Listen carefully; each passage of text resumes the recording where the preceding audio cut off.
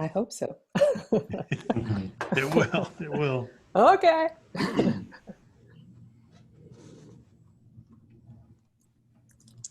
All right, here we go. Good morning, good afternoon, good evening, everybody. We're starting to get you flowing in here. We'll give everyone about 1 minute to get set up and joined. In the meantime, if you wouldn't mind telling us where you are listening from and the industry that you're working in the chat. Always love to see that. So go ahead and throw that in the chat. Let me pull that up here and I'll start reading some of these. We got Alberta, Durango, Colorado, Child Welfare, Ottawa, Health, UC Berkeley, Christy. Hi, Christy. Tucson, Arizona, Life Sciences, Glasgow, Scotland, Minneapolis, Healthcare Innovation Operations, Los Altos, Alberta, Toronto, Portland, Troy, India, Lawrence Livermore National Labs, Rancho Cucamonga, Firestone, Colorado, India. We got a lot of India this time and a lot of Philippines. That's cool. Fantastic. So I'm assuming if you guys have put that in the chat, you can hear me. That's always good. Can you see me and Maeva and Tim? You should be able to see 3 people today. I'm not going to stay on the whole time with video, but those 2 will. Yes. Awesome. So probably for a lot of you, it'll show active speaker. So as soon as the other people start talking, you'll be able to see that. So it looks like we're climbing in numbers. So I'll go ahead and get started with some housekeeping. But first off, thank you for being here. We appreciate you. Every time you join these webinars, it's such a fantastic experience for us. We try and convey some good value for you. And we're very excited to be with you again today. If you haven't seen the previous webinars on psychological safety, we'd encourage you to watch those on YouTube. And then I want to share a goal with you that Leader Factor has for this upcoming week. We're trying to pass the 1,000 follower mark on LinkedIn. And so if at some point you could search Leader Factor and LinkedIn and give us a follow, if you'd like to follow what we're doing in the areas of DEI and psychological safety, that'll keep you up to date with everything that we have going on. So another thing, before I get a million chats, because I know I will, this session will be recorded and it will be sent to all of you who have registered for today's webinar.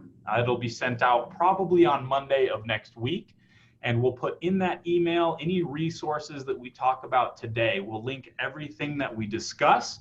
And so your note taking can be very context specific to you. No need to write down all the slides or write down all the comments. Those will be made available to you. What else? I think that's it in terms of housekeeping. So with that, let me introduce our topic today. So we talked about the 4 stages of psychological safety in a 4-series webinars. We talked about how to measure psychological safety. And now we're talking about DEI and psychological safety. It's a conversation that many of us are having. And we wanted to do a deeper dive and share with you some of our thoughts on the topic today. And today is extra special. We have one of our senior partners from Leader Factor with us today, Maeva Richard. And I want to spend just a little bit of time introducing her because many of you have not seen her before. So she's a senior partner at Leader Factor and focuses in the DEI practice. She's actively involved in Silicon Valley DEI community. She advises for and not-for-profit companies and coaches leaders and groups about DEI challenges. She's the assistant dean and director of the Career Management Center at Stanford School of Business, and prior to that, she served in a series of executive and management positions in finance, relationship management, HR, IT, program management, and a list of others at some very notorious organizations, including Sun Microsystems, Levi Strauss, JP Morgan, and SRI International. So Maeva is very qualified to be with us today. We're excited to have her. And many of you have seen Tim before. Dr. Clark is the CEO and founder of Leader Factor. He's an Oxford-trained social scientist and the author of the 4 stages of psychological safety. So we're happy to have these 2 with us today to share some insights about DEI and psychological safety. So with that, I'll kick it over to you guys and we'll get going here. Fantastic. Thanks, Junior.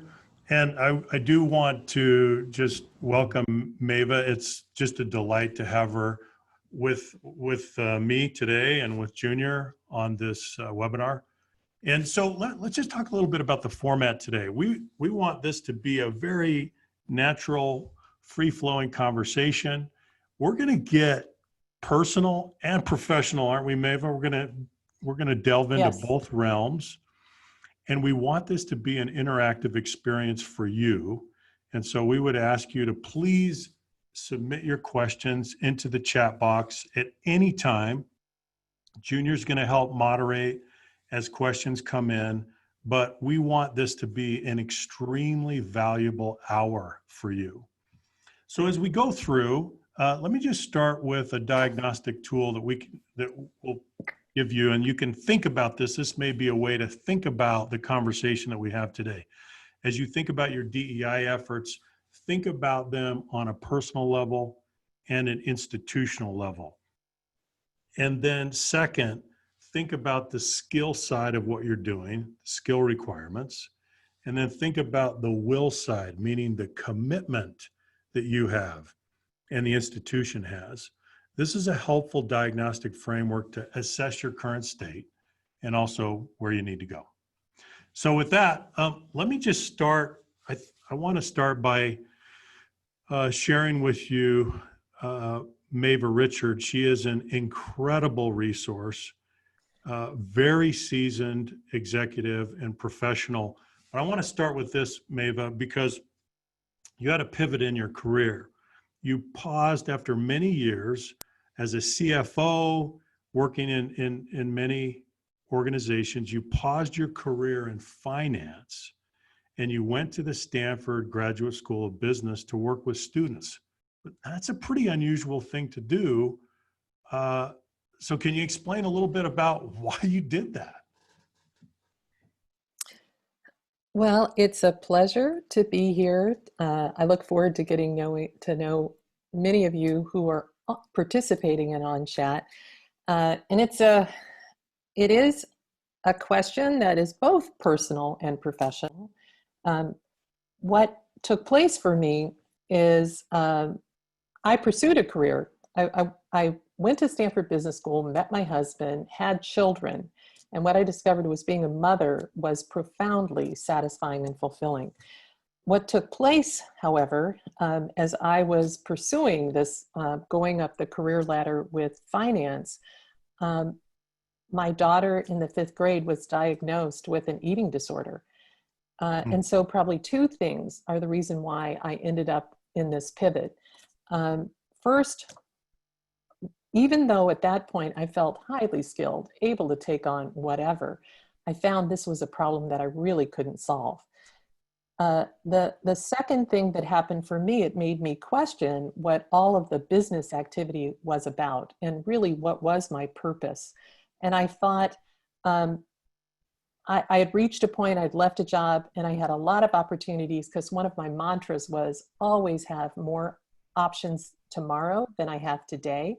And I had a bunch, but I found that what was top of mind for me was how do you help people transition from a very challenging situation to health and well-being. And so that's really the reason why I decided to make this pivot. It was convenient. I live in Palo Alto. It was easy I think the main desire was to walk to work. Ended up leveraging, leveraging. Or get on your my longboard. I know, Maeva. Well, yeah, because I grew up in Berkeley. I was alive in the 60s. That's right. Yeah. Okay. So that's it. It's an amazing pivot. It's an amazing pivot. But then you left the Stanford Graduate School of Business. You went back into the corporate world, but you shifted, right? Mm-hmm. And you went into a DEI role. So here's my question for you. How did you apply what you learned as a finance executive to the DEI world? How did those skills and abilities help you in the DEI world? Because that's a very unusual thing. Here we have this CFO, Stanford trained CFO, long time executive, and now she pivots again. She goes into a DEI role. So how did you apply that, your skills? What it started with a conversation with a chief human resources officer that called me up about diversity recruiting. And we had a strategic conversation. And that was very intriguing to her. And so she recruited me to the company, and I was glad to go, because if I look at my own career, the first half was pretty positive. I was in a number of companies that made an investment in culture, and I experienced a lot of psychological safety. But when I looked at the second half of my career and at the companies that I was part of, that was not the case. And so it was, and I decided it was something I really wanted to understand better, because the emotional toll and cost to individuals that work in organizations where the culture has issues or is dysfunctional is troubling. It bothered me. The second thing is, I am and have been an African American woman. I have been very conscious of being the only one. And I have had a career in which I had to develop a whole series of adaptive responses in order to perform, and ideally in order to be treated in the same way that others around me were treated. Mm-hmm. Mm-hmm. Maeva, you have, just in the conversations that we've had in the last few weeks preparing for this webinar, the hard part for me was we could do 10 webinars with your wealth of experience, which is wonderful. But out of the conversations that we've had, I've tried to capture some insights from you, and there are so many. But could you just take us through a few of the characteristics of DEI that I think might be insightful to people? Right. And so here I'm sharing with you, and Tim and I were talking earlier, this is a lot to put on a slide. It is. However, what my experience of diversity, equity, and inclusion, it is complex. And it is also really helpful, though, to think about the elements that matter. So these are my observations, principally and primarily. So this is an area too where I think it is very appropriate to rely on your personal instincts about this arena of diversity, equity, and inclusion. Even though it as sort of a practice area, it's been around for a long time. To me, it feels very emergent, underdeveloped. Not that much has really been written about it. There is some best practice, but fundamentally, diversity, equity, and inclusion is something that you need to rely on other aspects, instinct, intuition, and observation. So these are some of the characteristics that I have experienced when I check out diversity, equity, and inclusion. Fundamentally, the locus of DEI is individual, and it's very personal. Many other things within a corporate setting, that is not the case. You have a corporation is made up of people, processes, and resources, and then the people exercise judgment, they set goals, they plan and they implement, they course correct, whatever. But when it comes to diversity, equity, and inclusion, the most important thing to become aware of, it is the human beings, the workforce that you have, or the stakeholders that you have. It is very individual and it is personal, and it is often hidden. Mm-hmm. So to me, diversity and equity inclusion matters whenever there is an exchange or an interaction between one person and another person. So it is also the arena of politics and culture. Because it is individual, it can be an area of high emotion, but out of that there is motivation and behavior, and it's interesting. It can be to an advantage, but it can be to a disadvantage. It can influence. It is also how things occur. It's really messy. It's very complex, and it changes all the time because it's a whole set of human beings in any moment deciding how they're going to show up, behave, contribute, intervene, whatever.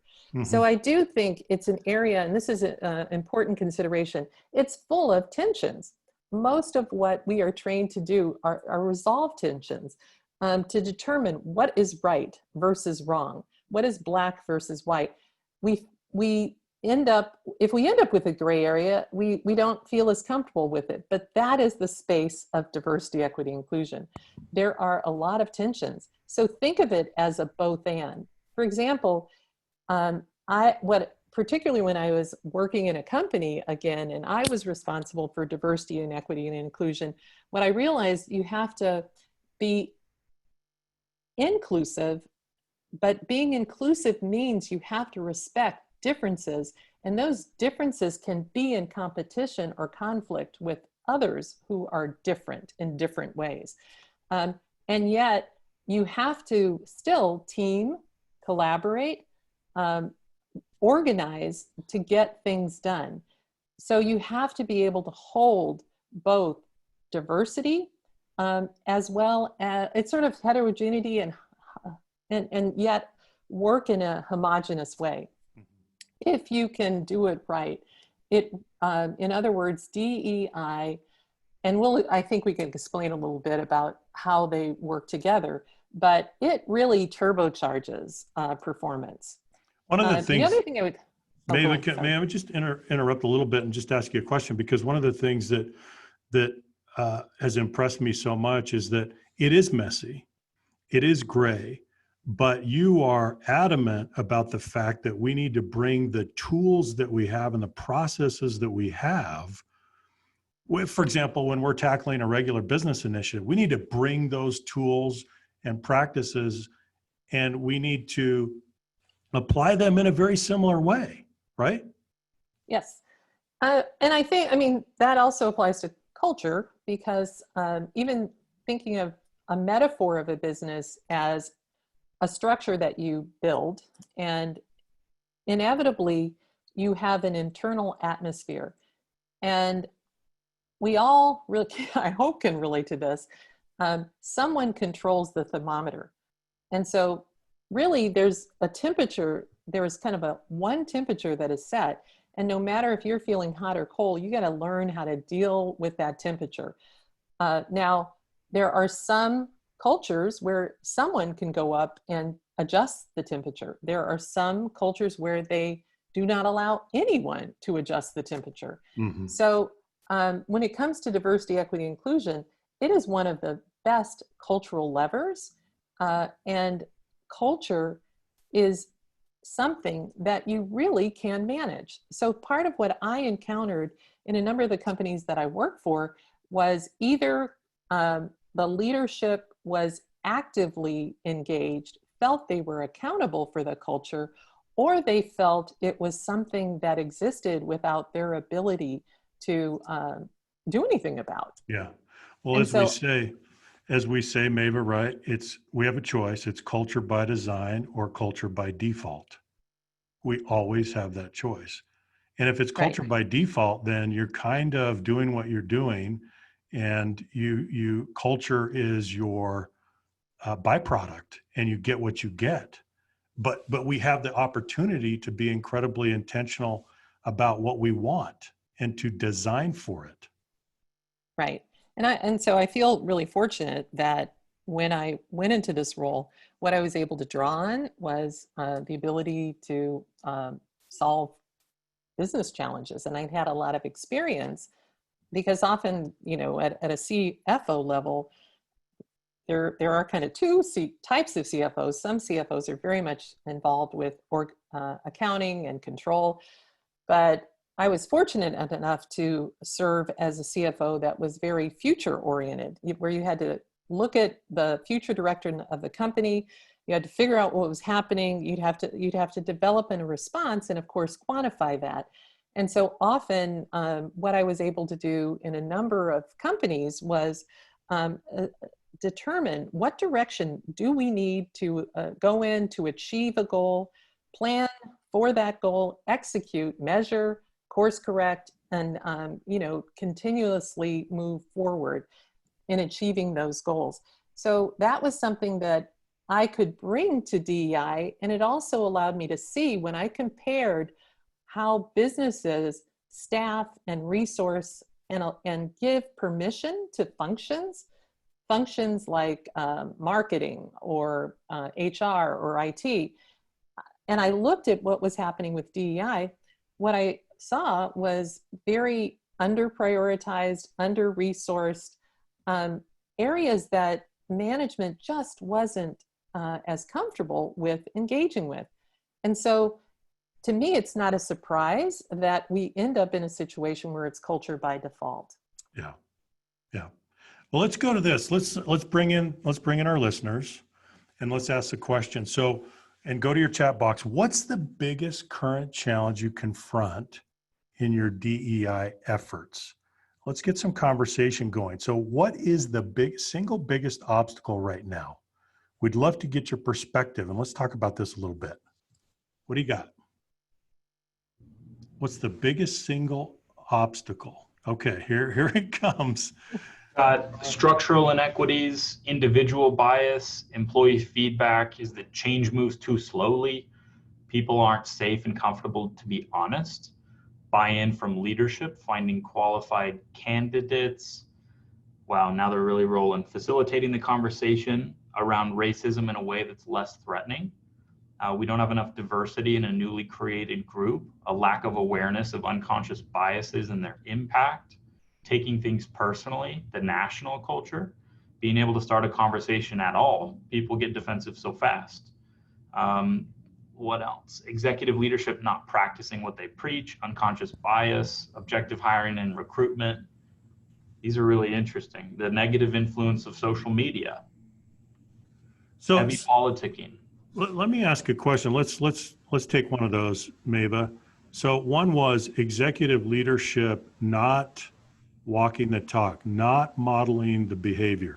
You've certainly encountered this in your career many, many times. What did you do? What advice do you have for other leaders or managers or DEI professionals? Because you've been through this over and over again. How would you distill your advice on that? Yeah, so even though I put a lot on that other slide, I definitely think you gotta get really focused and clear. And it usually you condense it down to at least 3 things. They have to be your 3 favorites things. So when I also think about the question, why most companies get it wrong, one answer is leadership failing to walk the talk. And I've seen that happen over and over again. And I think what is happening, and again, because what matters are how individuals, your employees, view things. They are in observation mode, and they are calculating when they see something, what it means for them and how they show up. Mm-hmm. So often, when you join a company, you join because you identify with the leadership or the business objectives or the mission and values. And when you discover that there is a formal structure, but the informal environment doesn't align to that, whatever is articulated and stated, it is disappointing.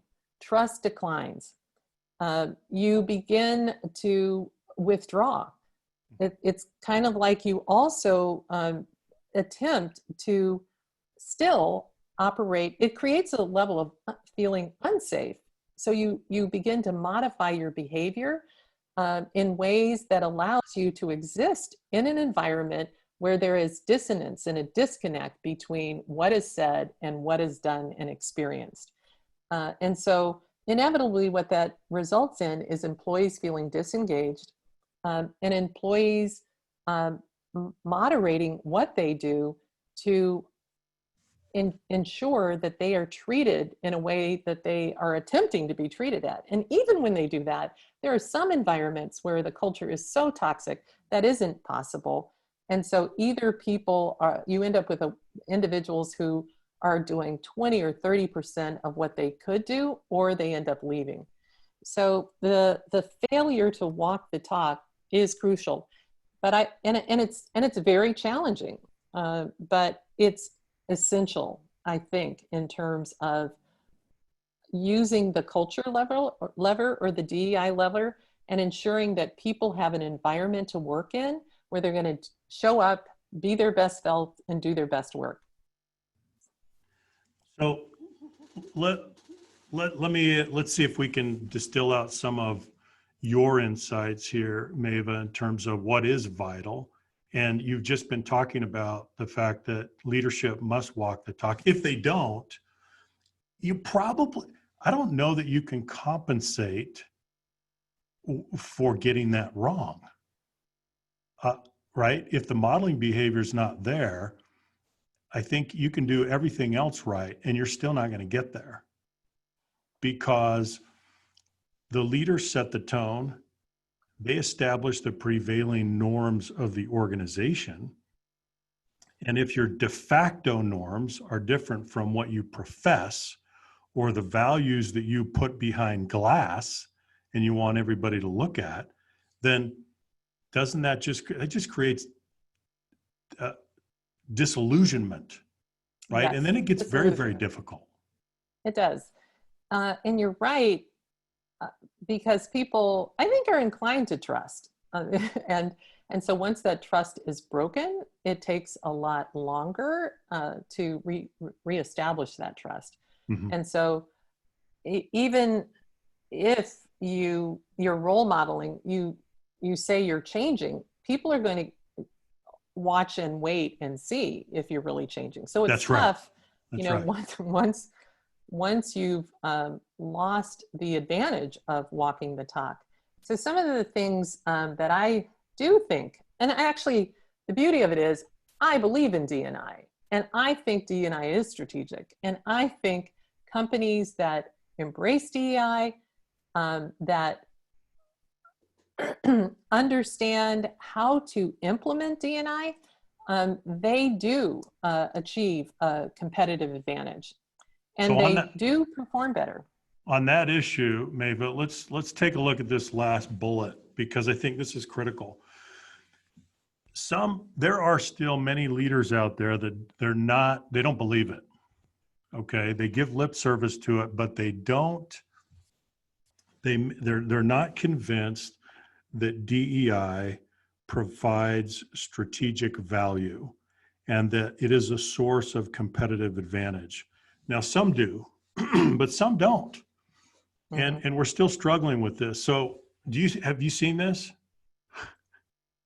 Yes. And it is sort of an inside, it's an inside activity so that you are able to achieve these strategic outcomes externally. So the inside activity, I think a lot has to do with just the underdeveloped DEI function.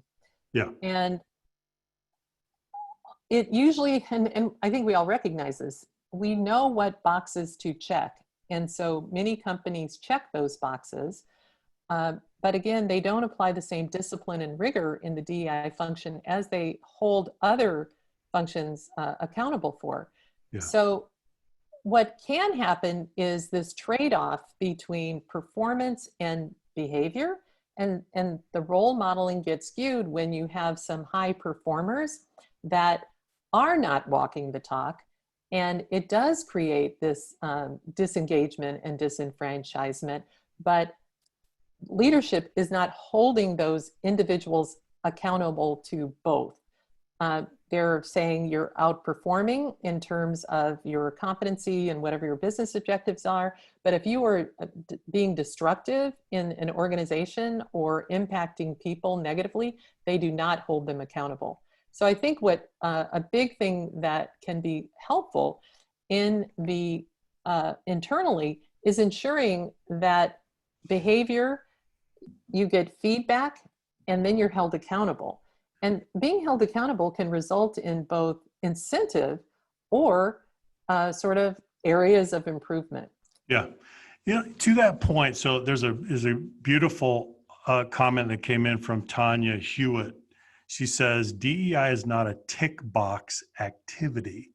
It's the way you undertake the business.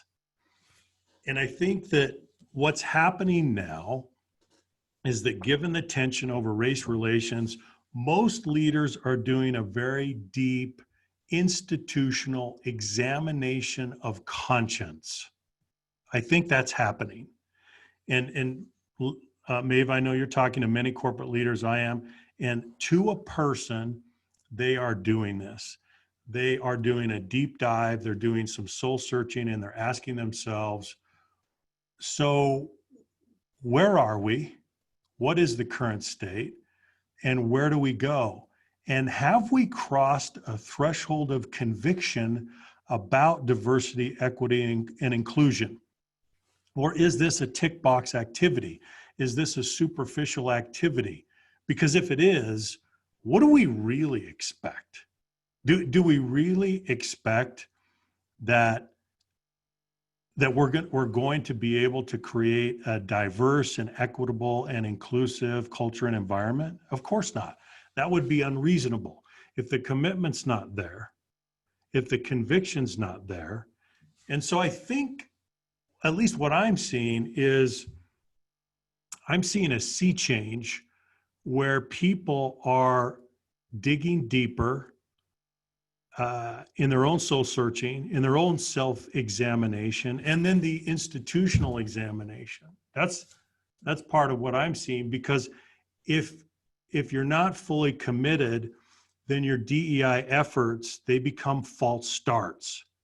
And how many of us live and work in organizations that are littered with the remains of our attempts that didn't quite go the distance? And so we have false starts. And what does that do? It damages credibility. And then in the eyes of the employees, they think, well, you're not really committed, right? You're not really committed. So if you're not committed, then you're probably perpetuating some of the bias and some of the prejudice and some of the very damaging patterns that we've seen in organizations. And so then people we don't make progress, right? We're not getting traction.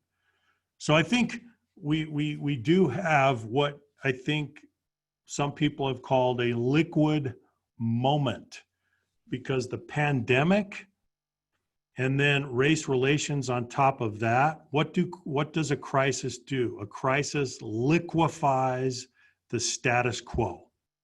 It gives us this magical opportunity, sometimes a once in a lifetime opportunity, to make changes and accelerate the changes, because normally we have a fossilized status quo, but now it's liquid. Do you see that, Maeva? Is it more liquid than what you've seen in the past? Yes. Way back in business school, there was this phrase, the window of opportunity. And so I like that idea. And so I usually sit around watching for windows of opportunity.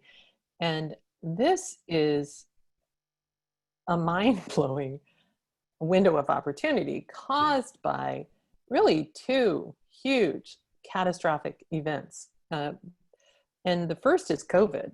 Yeah. And when you think about the sequencing, and just life changed, and leaders had to respond to that change. And what they discovered is, for many of them, it was a huge opportunity to rethink the way business was done and to do it differently. I am on the board of Children's Health Council, and what I loved was they shifted. They provide therapy usually in person, and now they're providing it virtually. Who would have thought that that was possible? There were all kind of regulations or reasons why or whatever, but they immediately shifted because they had a strong identification with serving their clients. And so I do think the tremendous, these huge rocks that have fallen into corporations, they interfere with status quo or day-to-day business. So fundamentally, what I think what leaders were aware of after COVID was that their employees needed to be attended to, that they had a lot of issues. And if you didn't deal with those issues or allow them to feel it was okay to have a dog or a child in their Zoom call, just fundamental Yeah, basic that's human right. things. Yeah. You know, and so in effect, you're right, it's liquefying because we start to look at each other as human beings.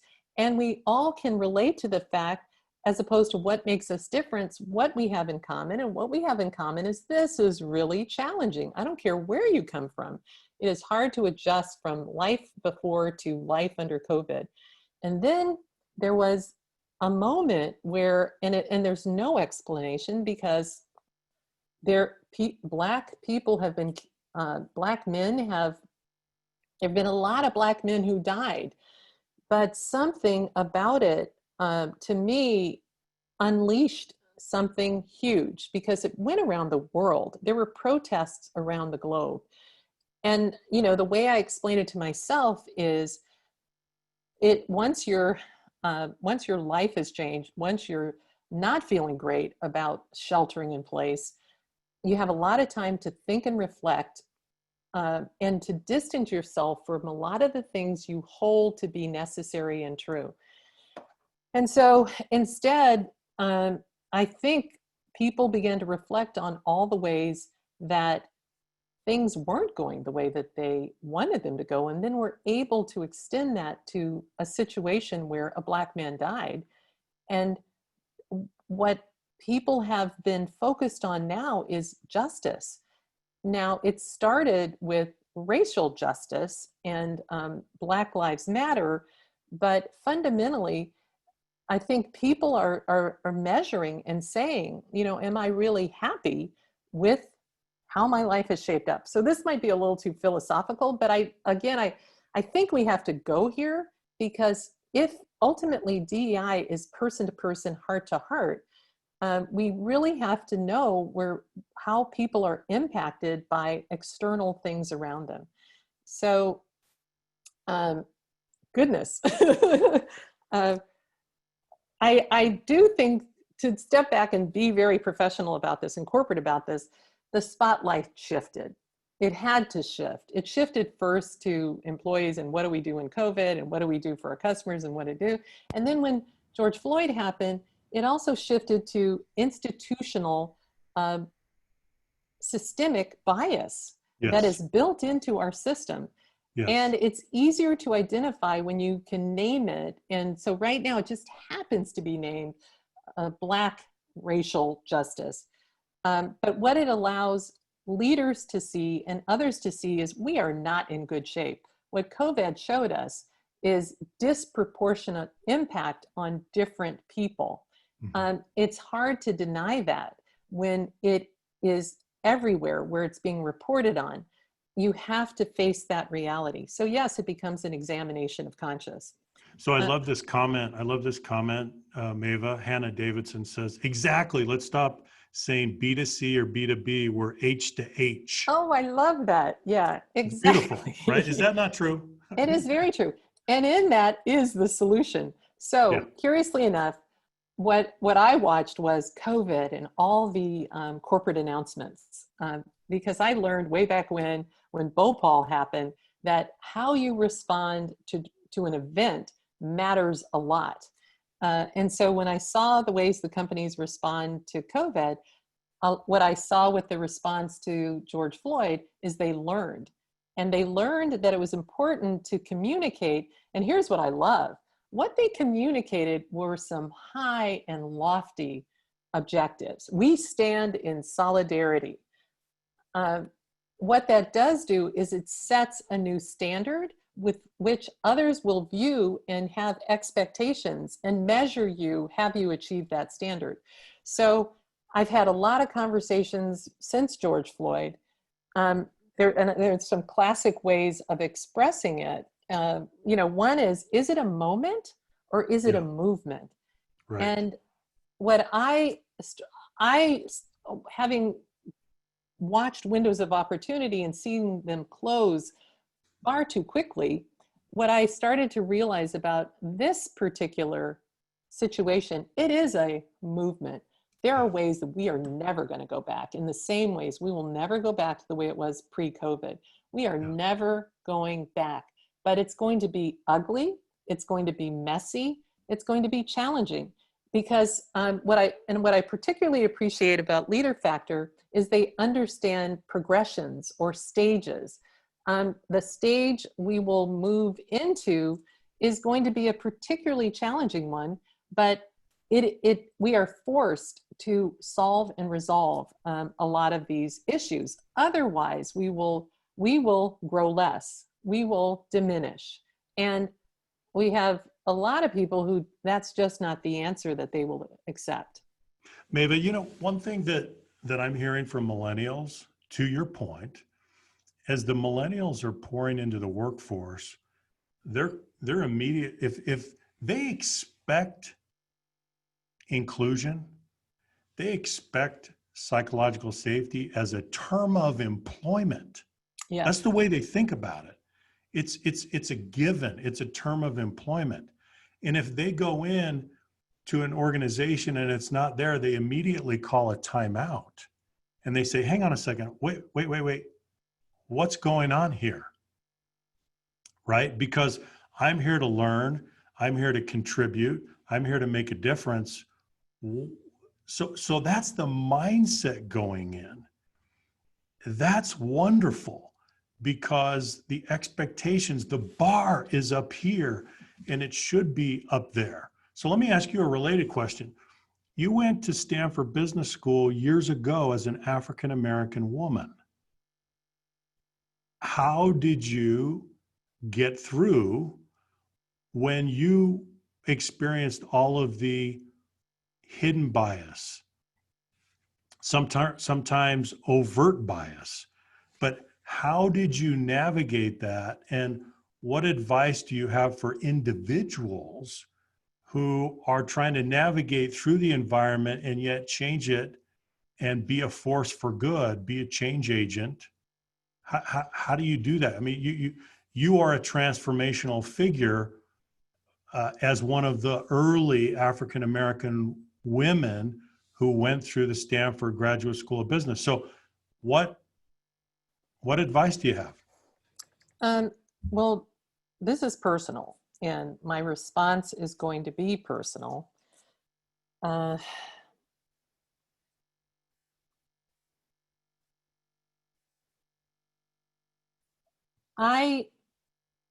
At that point, you know, I was late 20s when I went to Stanford Business School. So I'd been around, and I actually had an experience. I was an exchange student to Germany. And when I arrived in Germany, I realized that I felt different. And it was because I was not dealing with discrimination. That year in Germany, I discovered what it is like for color not to matter. And in fact, what it felt like to be interesting to other people, because they saw me and they were interested for two reasons, without the bias, without the negative aspect of being judged. You know, prejudice is judgment. But they saw me, they were curious about the fact that I was Black, and they had a kind of a push-pull relationship with the Americans, but they wanted to approach me and talk to me. And so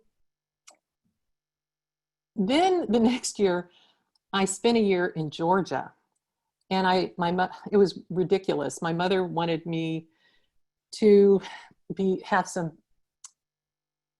aspects of being more feminine and whatever else. Sort of, I ended up in a finishing school in Decatur, Georgia, and it was all white. And I was one of 3 Black women in this all white school. And there, even, you know, I live in California, but there I felt like what it was like to be in the out group. And the out group was usually behind the counter serving all the students, or the white group was cleaning the rooms and the toilets. I mean, and so that kind of cultural experience, I knew what it meant to be discriminated against. And I'm kind of, I want things, so I'm used to going for it. And I didn't let it stop me. So I have to admit, what I did do was suppress it. I wanted to ignore it. Yeah. I just went for it. I asked, what do you need me to do? And I'm going to do it. So Okay, but Maeva, let me say this though. And for those of you who are, for all the listeners, you tell me if I'm wrong on this.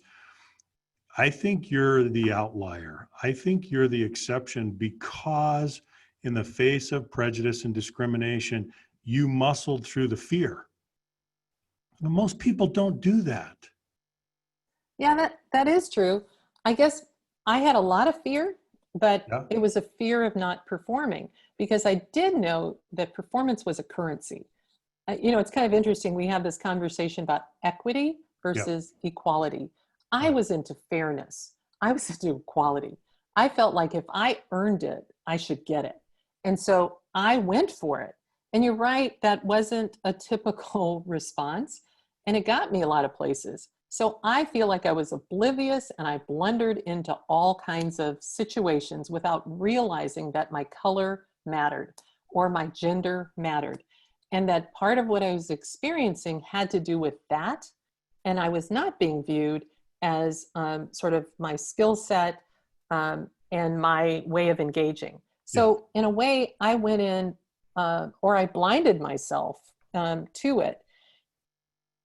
And so what did happen is, particularly in the second half of my career, where I think, I went into tougher places where the work was fabulous, but culturally, or this thing about walking the talk, you'd have these leaders who would say these things, and often I would look at them and integrity matters to me, and I would point out, because I thought they'd want to hear, in what ways they were not living up to their values.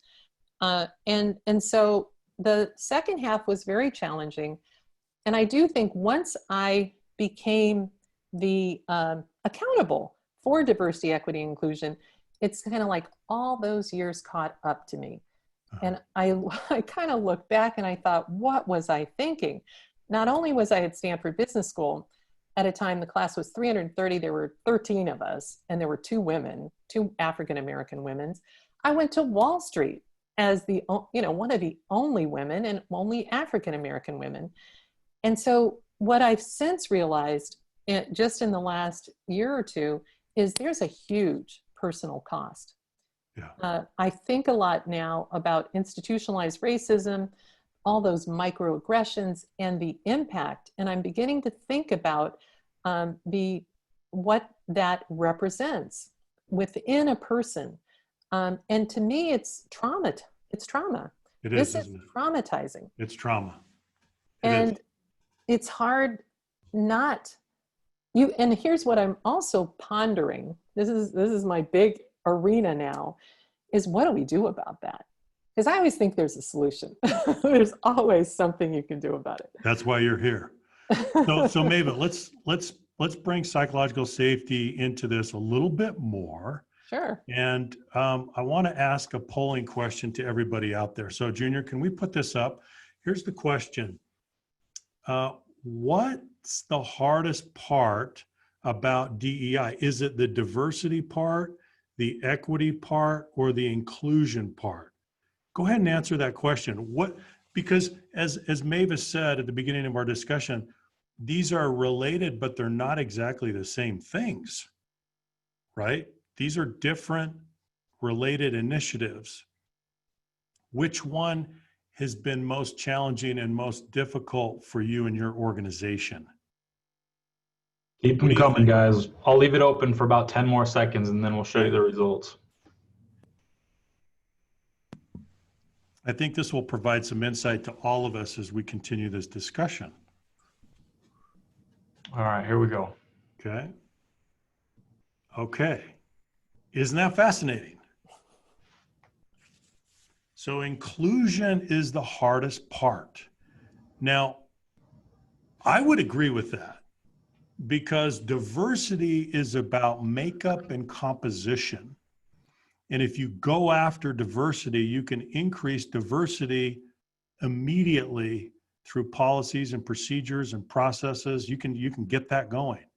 And the same is true to a certain extent when it relates to equity. Inclusion, it's the toughest nut to crack. It's behavioral. It's about what you believe and how you behave. Is that not true? For sure. So And let's think about, here's a point of view that we have as it relates to psychological safety. So psychological safety, the way that we like to define it is that it means it's not expensive to be yourself. Well, why the exploding interest in psychological safety? Here's the way that we would frame this. There are two forces at work in society right now. One is social injustice. That's the moral force. And that is driving the demand for an inclusive culture, an inclusive environment, for inclusion. And it's not going away, as Maeva said. It's not a moment, it's a movement, and it's staying with us. It has a sense of permanency this time. The other force is market turbulence. This is the competitive force, and it's driving innovation. And one of the interesting things that I see is even with hardcore authoritarian leaders, they are being constrained to acknowledge that they need psychological safety too, because they need to be competitive. They need to innovate. And so even though they may not have the sense of social injustice driving them, the market turbulence has got their attention, and they realize that they need innovation. So I think these two forces are at work. They're exerting themselves on organizations, and they're not going away. They're not dying out. They're just not dying out. Do you see this to be true, Maeva? well, for sure. And I'm also looking at the opportunity that exists in the George Floyd moment, which is on the left, the social injustice, recognizing that it exists means you can do something about it. Yeah. And even when you think about the market turbulence, COVID has created great market turbulence, and it demands a response from companies. And ideally, it's going to force innovation. And so psychological safety actually addresses both of these and can make a huge difference in how companies move forward. It's very true. So as I said, basic definition of psychological safety is that it's not expensive to be yourself. We are always trying to figure out if it is expensive. So what do we do is we move into social settings, we're on teams, we're in organizations, whatever it is, we're always engaged in threat detection. And we're trying to figure out if we're in a safe or an unsafe environment. And if it's safe, then we engage, we lean in. It's a performance response. If it's unsafe, we give a survival response because we're managing personal risk. The difference between having an organization that's engaged in offering a performance response versus a survival response is profound in terms of productivity. It's profound. It's unbelievable. So you can probably think back, Maeva, on times when you've been hedging, you've been protecting yourself, you've been in the mode of self-preservation, right? Versus I feel free and able to engage and give everything that I can give, release my discretionary efforts. Yes, and regrettably, that siphons off energy that could be available to do more good work. So organizations where individuals end up feeling unsafe, they have to do something about it. And often that detracts from their ability to focus on the goals or, sort of work as expected. So Right. to me, you end up seeing that in your expenses because it can lead to a lot of attrition. Yep. So it does have, these things do have a profound impact on your P&L and your balance sheet. That's right. It eventually gets to business impact. So why is DEI important? Why does it eventually get to business impact, as Maeva has said? Well, I think one way to look at it is that if your acts of vulnerability are being punished rather than rewarded as you're interacting and working and collaborating with your colleagues or any social unit or any social collective, any setting, right? When that vulnerability is punished, your identity, your social interaction, and your performance become expensive. And when they become expensive, then it's not going to be as good. You're not going to be able to perform the way that you otherwise could. So if anyone ever doubted the business case for DEI, what do you think, Maeva? Have we not made the case yet? Well, I think we've made it in a very different way, looking at the personal opportunity and cost for individual employees and the responsibility and accountability of leadership.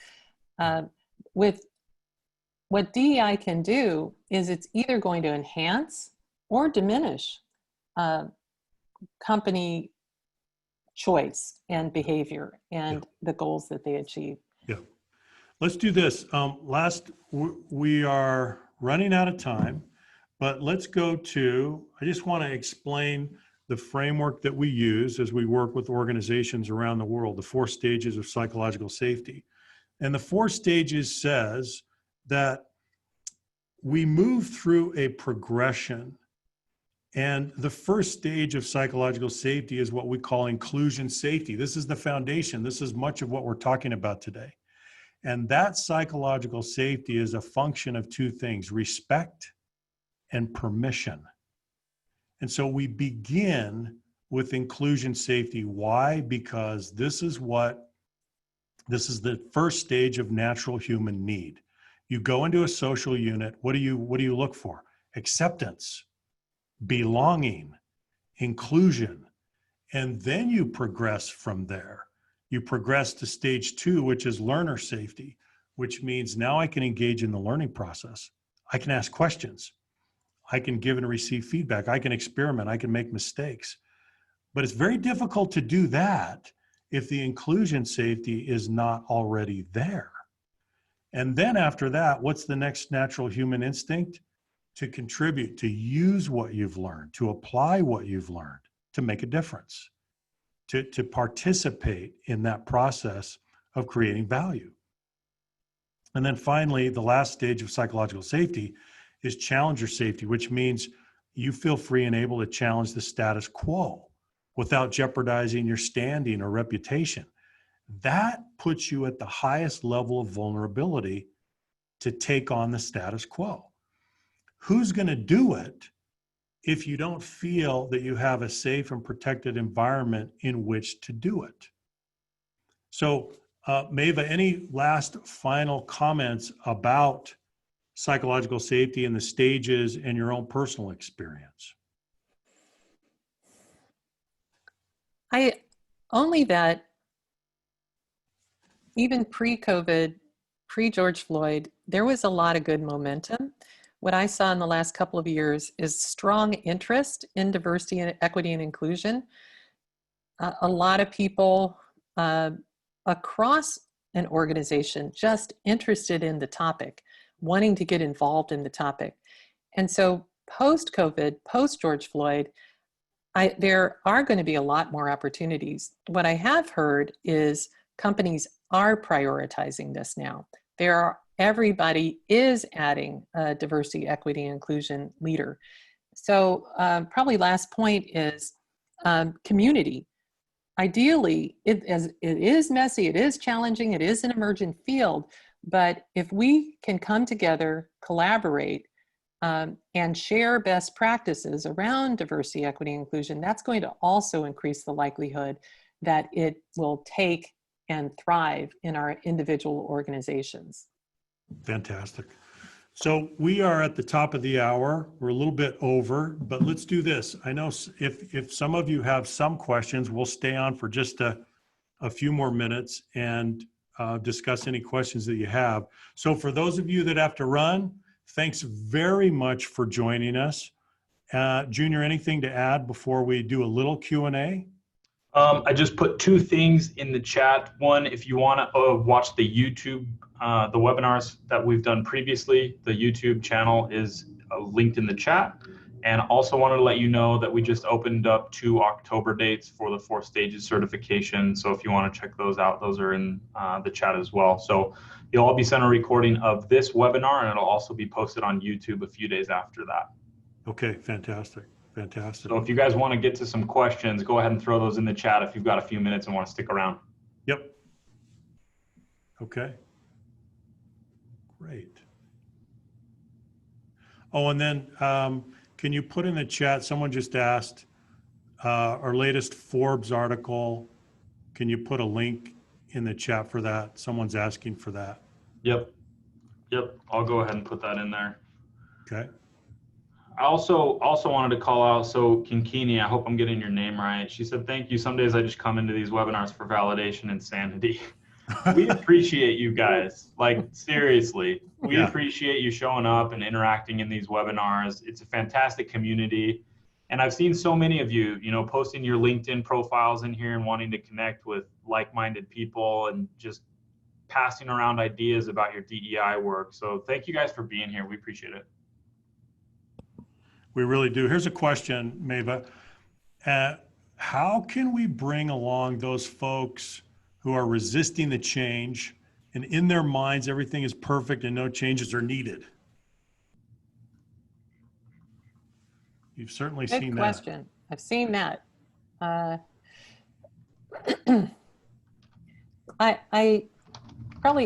3 things. First, get personal. I think whenever you get to know somebody, understand somebody, see where they're coming from, it opens up the ability to dialogue. And that is really important.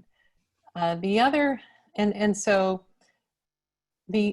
thing is in that dialogue is to help talk to the individual and not talk about the difference, but talk about an experience that they have had that is similar to the experience that whoever you're trying to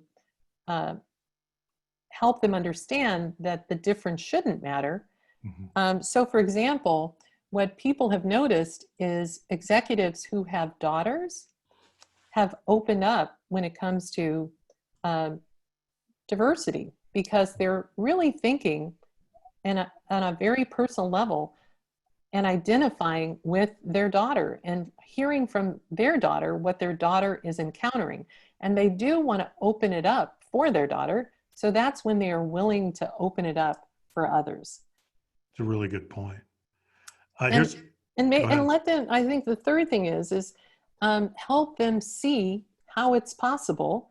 And again, tie it to benefit, personal benefit, professional benefit, corporate benefit. Mm-hmm. Help them see that's connecting the dots. Solid advice. Here's another one, Maeva. I've heard here, I'm giving you the question. I've heard DEI increases performance only in the presence of psychological safety. Otherwise, it decreases team performance. Please comment. Maybe those are the parameters, the outside parameters. I think that is really true. I do too. But things are inevitably very dynamic, and I think what you want to try and arrive at is an equilibrium of those forces where, because diversity will create more conflict. In other words, and even the path to innovation, and I'm using phrases that Tim uses, is through sort of creative abrasion, constructive dissent, and those kind of things are necessary to innovate. And so, yeah, diversity will increase those. And that can initially be very challenging to adapt to. So that's a fine example of the both and when you're dealing with diversity. I hope that makes sense. It feels more abstract, but. It's a really good point. And one of the patterns that we see is that we see organizations that have made very significant gains in creating a diverse workforce. Okay, diversity, as we said, is a matter of makeup and composition. Mm-hmm. And they've made great strides to do that. But they still do not have an inclusive culture, because inclusion now is about beliefs and behaviors. So a lot of organizations, they become more diverse, but they hit the wall because they don't have the psychological safety, which becomes the lubricating oil of collaboration. Now we're going to get behavioral. And now we need to demonstrate inclusive behaviors. If we can't do then we've only come part of the way, right? We still have quite a ways to go on our journey. Right. And I think so the difference is profound. Yes. Equity is a lever that a company has. Because that's part of the walking the talk. If you can demonstrate that things are equitable, then people watching are going to see that and be willing to engage. The whole point about inclusion is also an individual deciding, is it safe here for me? Is it okay for me to be a part of things? Do I belong? All of that. So yes, if you bring the diverse workforce in without the equitable actions that can be witnessed and experienced, and individuals feeling like they're welcomed and a part, often what happens is diversity leaves. It walks out the door. When Silicon Valley started reporting, which was I'll say it this way, it was a check the box. It was the right thing to do. When they started reporting their numbers, what ended up showing up in 5 years was very little had changed. They had not succeeded at attracting more underrepresented minorities to their companies. And what it did reveal is often those underrepresented minorities had higher attrition rates than others in the company. Okay, fantastic. We've got so many questions, we're not going to be able to field all of them. But here's a question that says, can you explain how inclusion safety, which is stage 1, supports the higher levels of psychological safety and or might affect performance? So Maeva, help me with this. The way that we look at it is that inclusion safety is the foundation. It's your enabling foundation. If you don't feel included, then you're in a state of exclusion. You don't feel that basic sense of belonging and acceptance, which humans crave. We are social creatures. When we go into a social setting, the first thing that we worry about is, can I belong? Can I be accepted? Can I be included? So that becomes your foundation upon which you now build. This 4 stages framework is a research-based framework based on empirical data that shows a progression through these stages. We begin with inclusion. That's what we want. That's our first instinct. Then the second instinct is, well, I've got to learn, right? Mm-hmm. And then if I learn, then I can contribute. You don't contribute first if you haven't learned. So you got to learn, and then you can contribute. And then that last stage to challenge, this is where we innovate. This is a license to innovate, because innovation by its very nature is disruptive of the status quo. You have to change the status quo in order to innovate. But this is kind of the frightening part for a lot of people, because to challenge the status quo puts you at the highest level of personal risk. Now, for some people, they may feel very confident about doing that. I'd say for many people, not so much.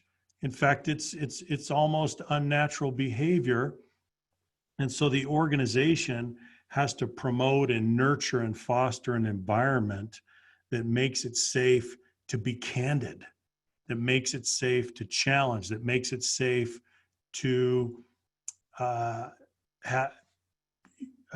come up with a new idea and challenge the way that we're doing things. So that's the progression. Anything that you would add to that, Maeva? Yeah, from a DEI perspective, what I would encourage people to think about is, and I'm reflecting on the right way to say this, going back to the metaphor of one temperature. So you do end up with an environment, and it's sort of like your hope and desire is that there is uniform psychological safety. In other words, everyone can feel okay with wherever the temperature is set, but there can be real differences depending on who you are. So what that does mean, and when I see this, I see at each level, depending on the forms of diversity that are present, whether it's gender, race, even differently abled people or whatever, their perspective is going to be very different. They are not uniform. They're going to be coming from all kinds of directions. And what that means is there is differential experience and there is differential impact. So you can have a large group of people that are experiencing psychological safety because they feel good in the culture that exists, but that culture can be very toxic for others. So one exercise that I've done is mapping sort of the data about employees along those categories, tying it to an engagement survey. And the outcomes were, even though there's one environment, one apparent culture, the way that people are experiencing it and being impacted about it are substantially different. Yeah. And so you can even rank it then to understand the differences that people are experiencing, and that plays out in their answers to the questions. And ultimately, we interpret those answers as indicating engagement. Mm-hmm. And so when you start at the bottom, if you get that right, what means at each level, you're more likely to have some of those individuals that are negatively differential impacted instead coming up along the whole trajectory. Ideally, when you hire people, you believe that they're capable of doing the job. You really want them to end up being challengers. And so you cannot have an environment that erodes that or prevents that from happening. Yeah, it's very true. Well, we have something like 40 more questions that we can't possibly answer, but we'll take one more and briefly address it. So one of our listeners is asking this question: is the journey from inclusion safety, stage 1, to challenger safety, stage 4, is it a long journey? And it doesn't have to be. It doesn't have to be. It doesn't have to be. I want to end with this question because I want to be optimistic here, and I want to give you reason for hope. What it comes down to is that you have to begin to shift the prevailing norms on a team or in an organization. And if there's commitment, if you identify your current state and you identify 2 or 3 patterns, 2 or 3 norms that you want to shift, you can make significant gains in 30 days. And I really want you to understand that, because we are working with teams and organizations that are accelerating the change. They're shifting norms in up to 30 days, and they are literally changing the face of the organizational culture, and it's astonishing. So I want to communicate a very optimistic message here that you can shift pretty quickly if you narrow the scope of what you're trying to do, you limit it to 2 or 3 priorities, and you've got the commitment there. It's amazing what you can do. So with that, Maeve, I'll give you the last word. Oh my goodness. Oh my God. When you have the last word, it better be good. Um, well, tell you what, because I think this is the secret. Um, it is recognizing how you're doing, have some self-compassion for yourself. When you're in better shape, you can have that for others. So I do think where we get it wrong, because as individuals, we all want to belong. We all want to be included, so we know what it feels like. And somehow or other, there's something that prevents that from our doing that for someone else. And often it is a belief or a mindset that there is not enough for me and you.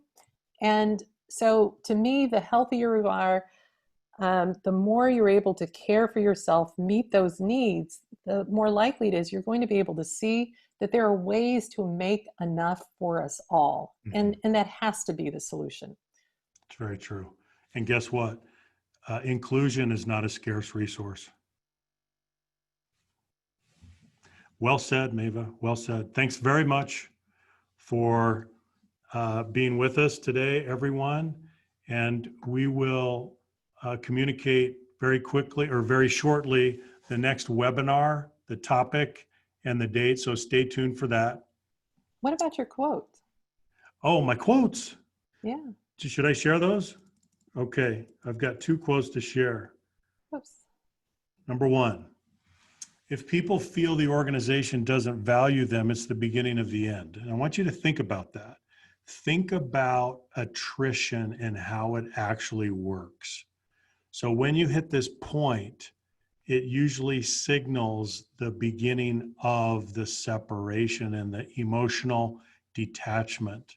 So that's the first quote. The second, to bring us to closure here today, Daniel Kahneman, the Nobel laureate from Princeton, we are not thinking machines that feel, we are feeling machines that think. So that's something to ponder, because at the end of the day, we are members of the same human family, and we are feeling machines. And if we keep that in mind, I think that goes a long ways. Okay, thanks everybody. Much. Thank you, everyone. Have a great day. All right.